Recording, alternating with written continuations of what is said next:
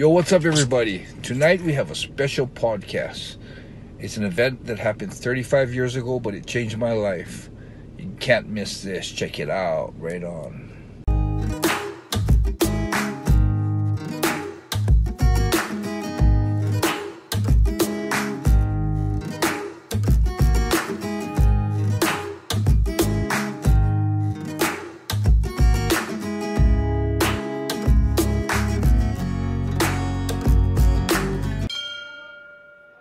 What's up, everybody, and welcome back to the Yamatodamashii podcast. My name is James, and today we have a very special episode. Enson, I'm going to hand it over to you to give a bit of an introduction to our special guests, and then maybe kick it off with how this whole incident started and where you guys were in your lives. Okay, yeah, well, Fred, this is Fred. This is my cousin Gary. We all actually first connected, about, I was 19, so I should have done the math before we started this. In the 80s, 1980 something. Yeah, so about 30, 54 now, so about 35 years ago about. Yeah. So we first met over 30 years ago, and you know, it wasn't like we got introduced by friends. It wasn't like we a great meeting or anything. It was a pretty crazy meeting. It was, for me, it was a huge thing in my life because it taught me a lot, that one incident. You know, I thought, you know, we're crazy little kids. We thought we were tough. You know, we thought that, you know, we're not scared of shit, you know. And this incident was a big eye opener. So we'll just start off with the beginning. You know, I'll let Gary and Fred chime in when they want. But for what I remember is, I don't know if we were going to the beach, but it was me and Gary. We're in a car and we're driving down the street past a racquetball, or actually a fitness center that I used to go to, Central YMCA. And we're driving by there, and I don't remember. We got close. Okay, so this is I can start it off at this part. So what happened is, I was getting off of work from my city job. As a trash collector for the city and county, and I was going to work at the YMCA as my part-time job. So I parked at Ala Moana, and I walked across the street. I jaywalked because I didn't want to walk to the crosswalk, so I jaywalked, and there was no cars on the road.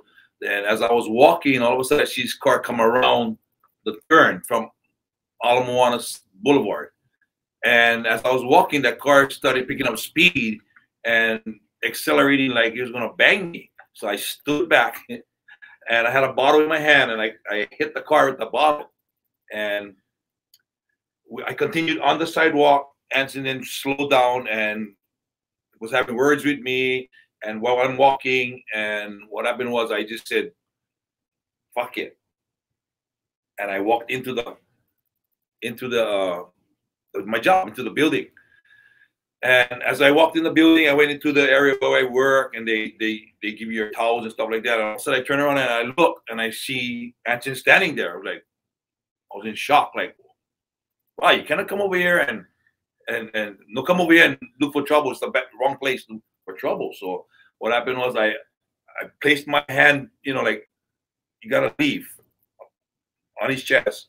Like, didn't push him or anything. I just said, you gotta leave. And all of a sudden my hand went. He hit my hand, and it landed on a stool, right next to the stool. And at the same time, the same was that I just grabbed that stool, and it went on him. Broke it over my back. And no, it was like a solid wooden stool, and I hit it right over here, and it shattered on my back. What did you remember about the car incident? I remember driving by, and I didn't even see Fred. All I heard was boom! Oh, I see one big muscular guy with something in his hand, and you pound the car. And today the two guys bigger than me. Yeah, so I guess you know, for me, I was thinking, you know, my memory from Igor Vovochanchim punching me in the head, my memory kind of faded. So I was like, what pissed me off so much to go follow him in the YMCA? And then when Gary told me, oh, he hit the car, I was like, oh, okay, now I can see I want to have words with him. And the crazy thing about that whole situation was, you know, I was just, you know, we weren't huge or anything, but we were in good shape. I remember him, Fred, being huge. You're like what? You were like bench. You're military. What over your head? 225. 225. Yeah. We could hardly bench press that. You know, how much were you benching at the time? 350. 350. So, Yeah. Not now. I can't do that now. But he was. I can't do that now. I mean, I remember him being like super like Hulk. Yeah. I remember him being huge. Yeah. I remember, and for me, I'm thinking to myself, right now, Enson of right now, to you, why the fuck did I chase someone that big in and tell Gary to wait in the car? Because Gary was told me earlier that I told him to wait in the car. So I went there, and you know, I went there thinking that I'm gonna have words with this guy, and I can see myself thinking that, you know, on the street, the biggest thing about the strength on the street was not being afraid. You know, most people didn't really know how to fight back in that day. So it was more like who wasn't scared was going to actually win the fight. I think that as we raised in Hawaii, our parents would say, if somebody hit you, you better hit them back. You know what I mean? You don't run away or whatever. You know what I'm saying? And just don't be scared. You better not come home crying or be scared. So that's why that mentality, I guess, that we all grew up from in Hawaii. That my dad told me that. So another thing was that when that happened, I guess your dad found out and called my boss and said that my son got assaulted or something like that there to my boss. My boss said I was going to fire me, but his dad said no, don't. That was what my boss told me, that your dad said. I remember all this, and he said that no, let's have a meeting. And so we scheduled a meeting, and then we met at, I think it was Nuanua. Yeah, we went to the other one. I think we went to Nuanua YMCA, and we had a meeting, and we sat down, talked it out, ended up shaking hands and apologizing. Yeah, so that's what happened. Yeah, so you know the thing that I was getting to was that I went in there, you know, I guess I had confidence that either I was going to be able to fight and win, or Fred was going to back down. So I told Gary, wait in the car. I don't know why, but so I got wait in the car, and I went in there and I confronted him. I probably did confront him in an aggressive way. So I think I probably wanted to show him that I'm fucking pissed. You fucked up. You better apologize, kind of thing, yeah. So I guess when he stuck his hand out, for me it was kind of like, you know, when someone you know doesn't want to fight and says, hey, wait, no, don't let's not have trouble. You kind of see it as like, oh, maybe he's scared. So that's probably why I hit his hand like that. And then when he turned around and broke the stool over my back, it was like a shock for me, like holy fuck. He just put the chair over my back. And for me, I mean, I can say right now that might be the only time I've ever ran from a fight. So I remember I remember being in shock, kind of like holy shit. And it was kind of like a movie because the stool broke and had like pieces of the stool on the ground. And I remember like in the dilemma of fuck, am I gonna confront him or run? He started picking up the legs and the pieces of the wood and just throwing it at me. And that's when I was like, oh, and it almost like it was like sharp knives, like the way it would broke. And I remember thinking, oh, fuck, I gotta get out of here. Yeah, so you remember throwing those things? Yeah, everything happened so fast. And I don't know if you remember that there were kids against the wall, summer fun kids lining up to drink water. And they were all in shock. And they were like, whoa. And I said, no worry, everything's fine, everything's fine. And getting back to, like I said, when we met, we apologized and we shook hands. And I think I ran into you on the road. I don't know if you were with him because he was towing a boat in a Toyota, Datsun Toyota pickup truck. And I ran into it. I said, hey, you know, how's it? And we, you know, I gave shock. I was like, bro, you know, like this. So no animosity, but fast forward 30 years, 20 years, 15 years. I always told myself I wanted to run into him because I was a fan of his.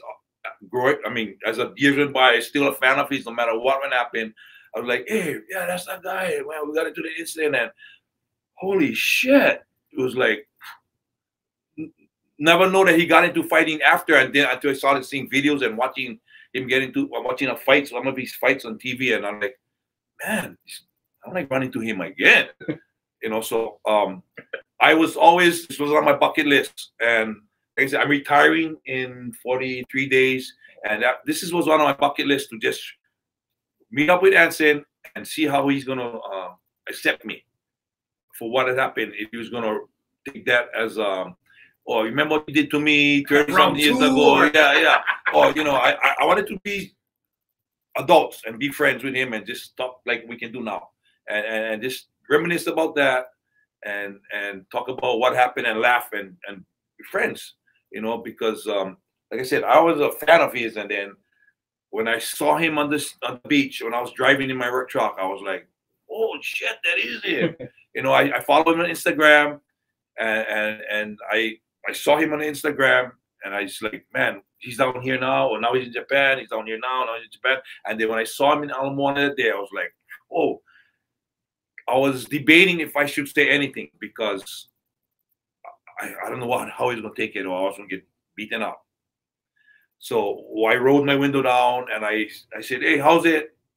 I'm a fan of yours, and I remember you, but I don't know if you remember me. And I think he said, from where? Yeah, something like that. From where? And I said, right over here.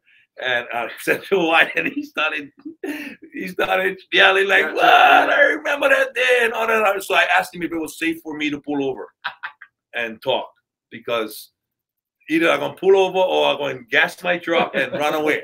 Yeah. So he said to pull over, and we shook hands, we hugged, and we just like, hey, we're here today. We squashed it. Yeah. I mean, I am so honored that I could sit here with him, this guy, as a legend of what he is today, because I'm a fan of him and the fighting, MMA. But in my time, back in the day, it was like it wasn't MMA. It was just starting, I guess, really starting. And my thing was, I like to watch guys stand up and fight. Just straight up scrap. Not go to the ground and all that. I like scrap, yeah. To me, I think that if we're scrapping and standing up fighting, by the time they hit the ground, they might be tired. That's why I'm gonna put this guy out now. You know what I mean? And that I was not involved with that. And Enson was in the beginning of that. So I was older, and I was just fading away from those things and not getting into it because I was older. So now Enson is the legend right now in those things because he was one of the first guys that started it and involved with that. And so now everybody's getting into that. But Enson is in the end of his career on that thing. Now he's, I guess, teaching, right? So you can look at him as the legend of those things. I also worked with Kimo Leopoldo. We worked as we was doormen at Hard Rock when they first opened in Hawaii, and I was like, oh, what a big thing! I mean, they're younger than me, but they got into that, you guys, and these guys are legends. So, like to say, I'm a fan of these guys. I just like to enjoy that stuff and watch it, and I don't want to have anything to do with it. Just watch it and enjoy and cheer them on. So that's my direction. I went to raise my family and my kids, and not into getting into violence. But like I said, I am honored to be here, sitting with Enson and being his friend. It was funny because the day on the beach, I remember walking, and I have a lot of times of people that I don't know just go, hey, what's up? Or, all right, Enson, you know. So it's like sometimes fans, sometimes people that are from Longwood I don't recognize. And when Fred was driving up in the truck, I saw him, and I saw you kind of looking at me, and I was saying, oh, this guy probably recognized or thinks I'm Egan. And then when we got closer, I heard him say that, oh, yeah, what's up? I'm fine. You remember me? And I was like, oh, fuck. I'm thinking to myself, it's another time when I remember this person. He remembers me. Fuck. Should I act like I remember? So I was saying, I just got to say, no, from where? And then it's funny because this incident was a really big incident in my life. Like Gary said, this is the first time he's ever seen me run from a fight. Yeah, you never see me run from a fight. Never did. Big guys, more guys than one, yeah, never did. So it reversed now. I go and run. So it was like, the whole thing was like, I didn't write about it in my book, and I almost because I was writing about all the Yakuza incidents in my book and trying to remember all this significant incidents in my life, and for some reason this one slipped my mind. And when he said, "Oh, from over there," and he pointed towards the YMCA, and I think you might have said YMCA. As soon as he said that, I think because subliminally, subconsciously, that that incident was such a big thing in the change of my life that it just, I mean, instantly I was like, whoa. Yeah, I was shocked. You're the guy. Yeah, I told him, you're the guy. Yeah, I was so shocked and surprised that he remembered. So, all right, now you know who I remember me. So now can we be friends? Can we talk? Or, you know what I mean? So I was like, okay, he remembered. And that's one thing I was dreading, that, hey, if I ever run into him, if he gonna ever remember that, you know? Because I don't feel like a stupid ass, like, man, what are you talking about? Would it be good closure, if I didn't remember, yeah?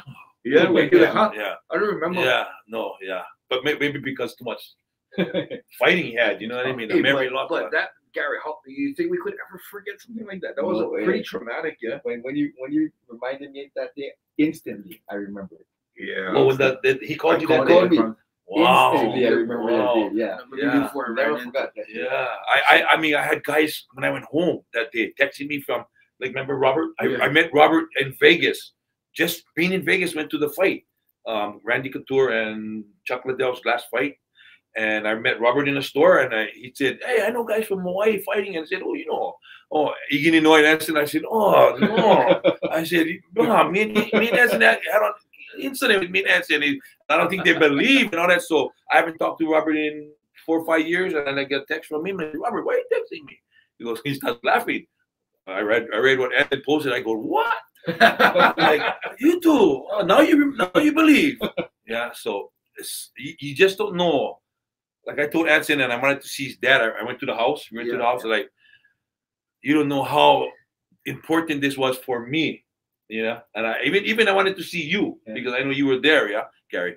And it's just, well, this is how it's supposed to be. Yeah.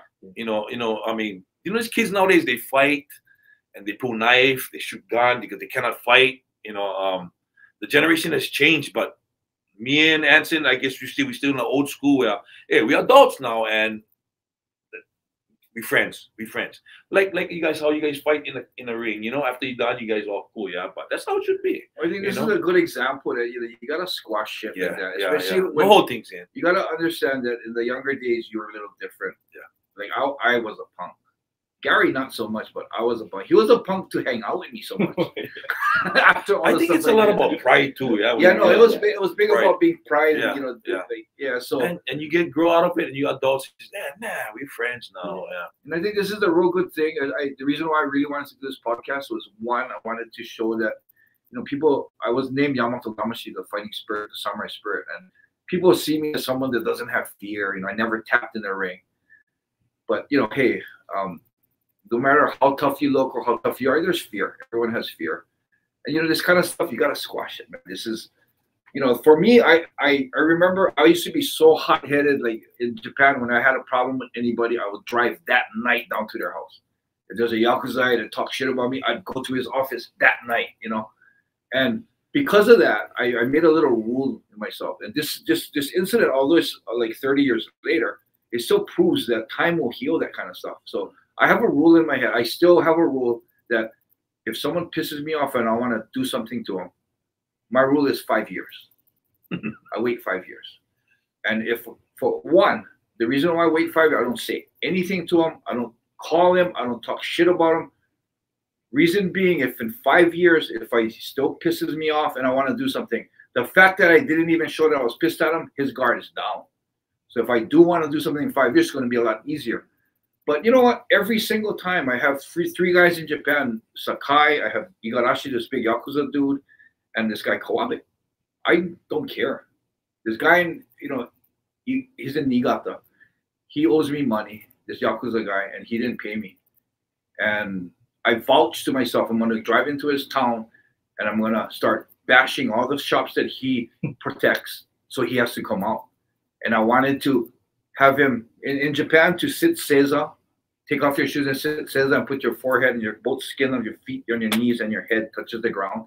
That's the most shameful thing you can do. And I wanted to make him do it in his town. And I vouched on it. Up until 2 years ago, I was pretty much thinking I'm going to do that. And, you know, today it doesn't matter. and it's been 4 years now. So, you know, I mean, I thought this was real important to show that, you know, I think we wanted to fight, but he's a good friend now.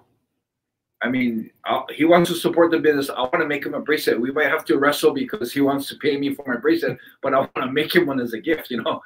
That's the way we fight now. Cool, you know. I gotta say this. I gotta say this, that, and I told Enson this, that, bro, there's guys out there think they're bad.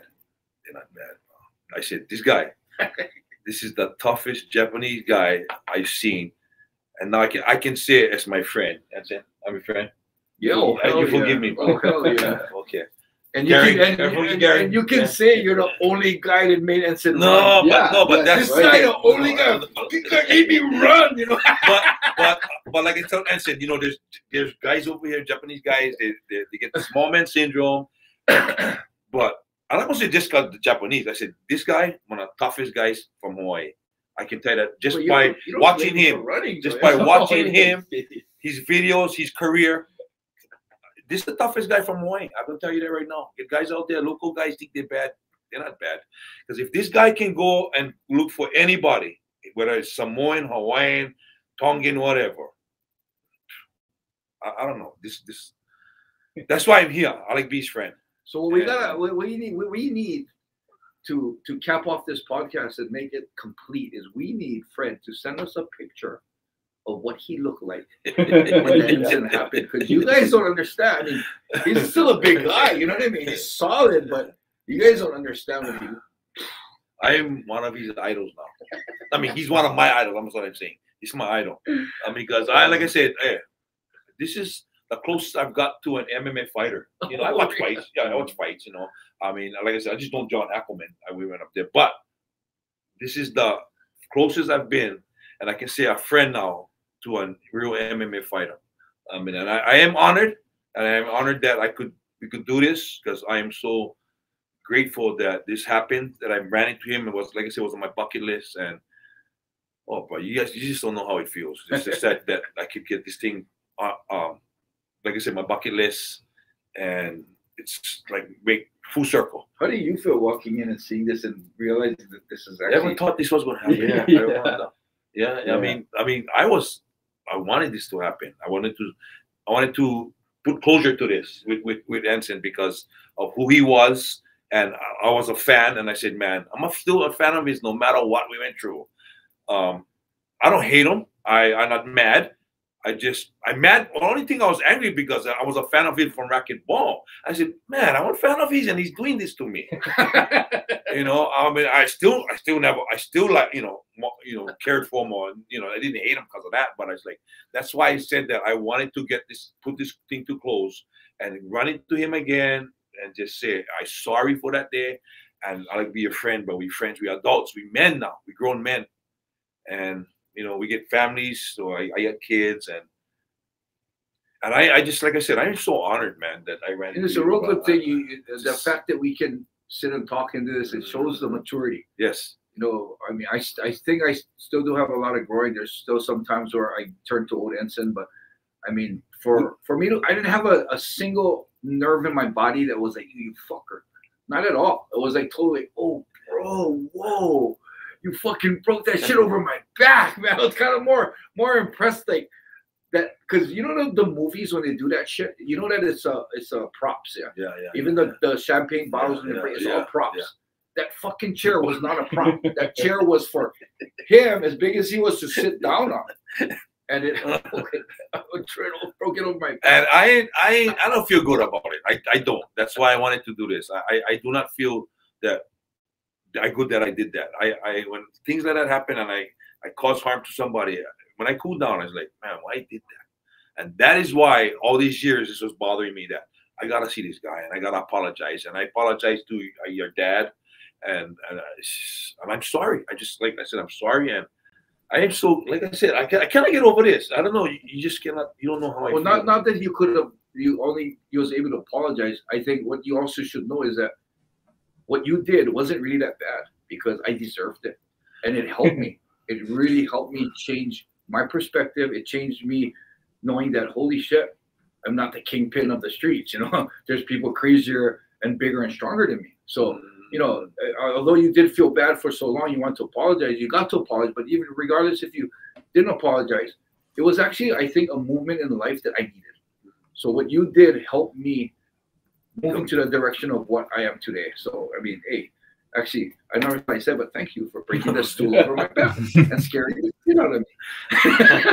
Well, you're welcome, but I just know I felt like shit, you know, after that, all that, when like things had cooled down, and that's why I was willing to go and say sorry that day with your dad and have that meeting. That day, Fred looked very scary. He was big, scary. I remember that. Now I look ugly. No. He got a very big heart. Yeah, listening to him, his heart is huge. You would never know that. You know, that's the thing is, yeah. you know, when you meet people on the street, you don't understand that, you know, there's somebody out there that knows that this guy's a nice guy. I mean, everybody in this world is a dick at one time. If you meet me at the wrong time, I'm a dick. If you meet me at the right time, I'm a super nice guy, you know? So when Fred punched our car and then broke that chair on my back, he was an animal. It was, this guy has no feelings. He's freaking just a barbarian. Yeah, you know, but then, you know, talking to him now, he felt bad after that, you know. I mean, that's a good lesson for everyone that's listening to this podcast. That some guys could still hold them like, yeah, you remember what I did to you? No, bro, we're gonna be friends. We're gonna be family. Do you guys know what would have been really funny? If Fred, when you saw Enson on the beach the other day, if Enson took a bottle and hit your car with it.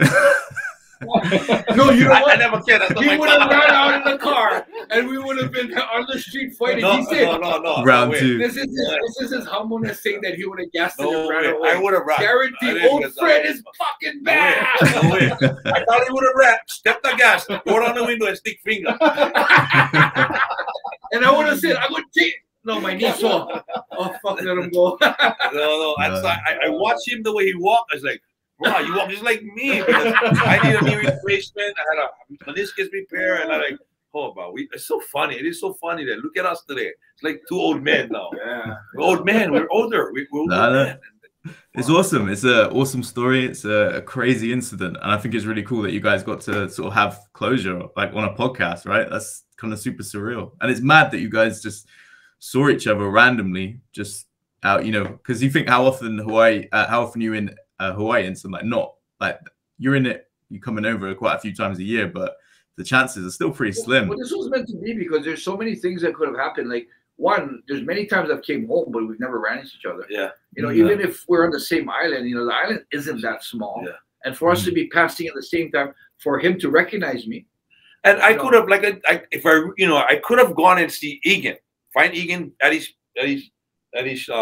shop, wherever he's at his classes. But I don't know how Egan would have took it. And that's another guy you don't like mess with, right? So I don't know. Yeah, you the guy did that to my brother. You know what I mean? I never liked. You know, I used to see Egan. I used to watch Egan. I used to go see Egan fight, and I was like, man, these guys. And like I told the dad, everything. I told your dad, you must be proud of your two sons, because everything they do, they're the best. They're the best at racquetball. I don't know if people don't know, but these guys were the best at racquetball. Gary, right? They're good, right? I know. I know that he was known for, I guess, the serve or whatever, and Egan was one of the top in the country. And didn't you guys say that the rules changed because of you guys? Because of you, I think. Yeah, it was Egan. Yeah. Not you. No, it was Egan. Egan's serve was so fast that they couldn't pick it up, so they changed it to one serve. Okay. Yeah. I don't know if they would pick up yours too so fast. But no, they're gonna pick up mine, but they're gonna meet them outside and fight. Oh man, I'm so. What were you like? Though? You were kind of a scrappy guy too. I know I wasn't when you were younger. You're younger, but you know what? My thing was more to girls, girlfriends. Well, we wasn't into girls. Yeah. I was that's why I guess I looked good. You have to look good for getting girls, and then I had kids, you know, and then. You know, I used to live for myself. When you like girls, a lot of time kids come after. Yeah, so I got 3 kids. Yeah, so I got 3 kids and three mothers. What are your kids? Yes, I have 3 kids and then 3 mothers. He's my idol now. And I supported all my kids till today, and they're older now. How old is your oldest kid? My oldest is 35, I think. Wow, 35, and then my youngest is 24. I got 3 dogs. Oh, this is 7. Yeah, so I was living for myself, and then now when I had the kids, I'm living for my kids. So I still act like a kid. Me too. sometimes we do shit on the TV too. So fucking 50-year-old, 4-year-old guy shouldn't be doing this shit. Gotta stay young, man. I like I told Enson, my thing is now to go to Japan because I always wanted to go to Japan, and I know somebody in Japan. Yeah, you know, you know, you guys out there, you guys don't know what I'm going through. You know, with these guys, it's so unreal that we could meet up again and then do this. This is unreal. Well, yeah, when you come to Japan, they're gonna take you around, take you to eat, meet some yakuzas. You're gonna be. I've got a lot of friends. They're gonna meet them. It's gonna be awesome, man. It's gonna be a good time. Gary still has to come to Japan too. Oh, then there we go. Me and Gary gonna go up there at the same time. There we go. Out, man. Look at that.